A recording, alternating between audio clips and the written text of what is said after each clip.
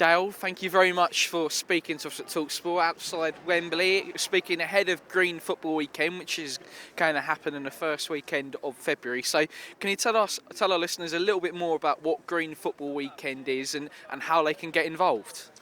Yeah, it's a campaign focused on the world of football, English football, right?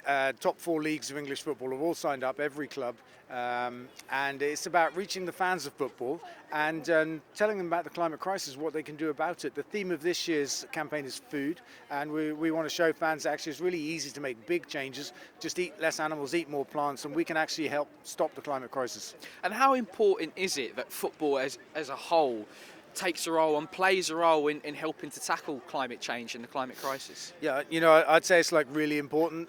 Football itself is like the world's most popular sport. It's got billions of fans. We know that football fans are passionate. If we can harness that passion and get them passionate about the environment, I think we can make huge change around the world. And I think football has a responsibility because it has this huge audience that look to the world of football and football players and take their life cues from them. So I think football has a responsibility to do this.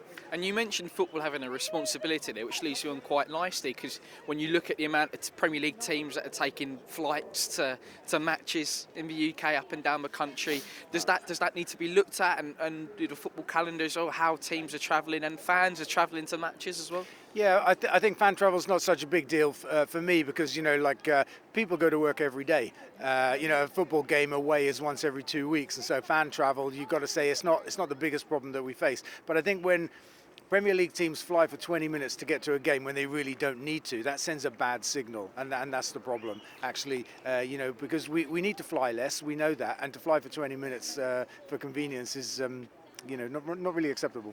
And what more does football need to do in terms of looking at sustainability and what we're doing to help solve the climate crisis? Well, I think football clubs themselves have got an awful lot that they can do. And actually the 3 things that we focus on at Forest Green are the 3 things that really are important to everybody, to every football club and to every organisation of any size anywhere in the world. Energy, transport, food. 80% of carbon emissions are in these 3 things: how we power ourselves, how we travel and what we eat. Today's theme is about what we eat, but football clubs, in England really have a lot of work to do to green up their energy, to green up their travel and to green up their food. That's all they have to do, but they're a long way from having done it. And am I right in thinking you at Forest Green, you're in the process of building a wooden stadium at the minute? Is that right? Yeah, not literally in the process. We're in the planning process and we've got planning permission. We've done some foundation work. We're not building it yet. But yeah, it'll be a completely wooden stadium, first one in the world. It'll have the lowest carbon footprint of any sports stadium in the world since the Romans invented concrete. And moving on to football now, just before we touch on Forest Green, I just want to ask you, as an EFL owner, do you sympathise with the fans of Reading at the minute? And does the EFL owners and directors test need to be looked at, considering the amount of clubs that have gone that sort of way in recent years? Yeah, I mean, it's a good question. It comes up every time there's a club problem, doesn't it? Does the test need to be stronger, that kind of stuff. I think maybe the EFL need more powers than they have, not just at the start of the process with the owners test, but actually when there is an owners problem.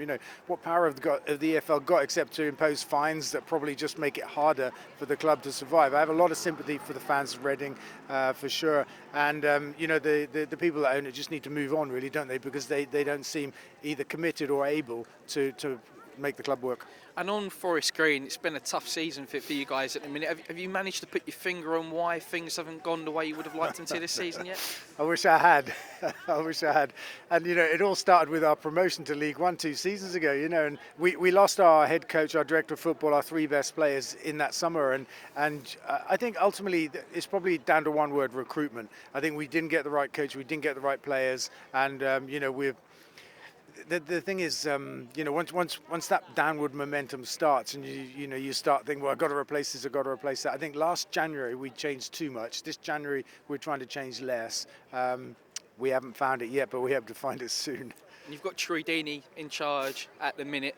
He's obviously made headlines this week with some of his comments post-match, and I wondered if you've spoken to him about those and your thoughts on those. No, I haven't had the chance to speak to him about it. My thoughts on those, I think it was a mistake. I'm actually quite unhappy about it. I think he shouldn't have said it. I think he's apologised for it now, so he understands it was a mistake. And he's obviously brand new to the coaching game, so maybe as part of that emotion as well. He felt emotional after that last game.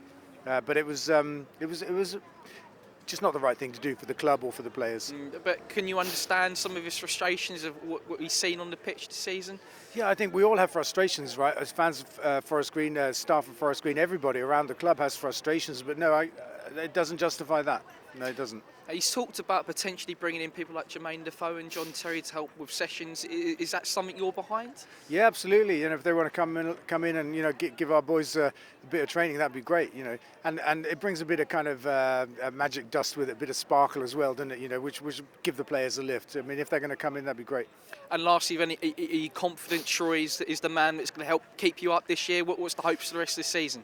Well, the hope is to stay upright, and you asked me earlier, have we put our finger on what the problem is? And I hope Troy is the answer to that. But we're 6 games in without a win, so can't say that so far.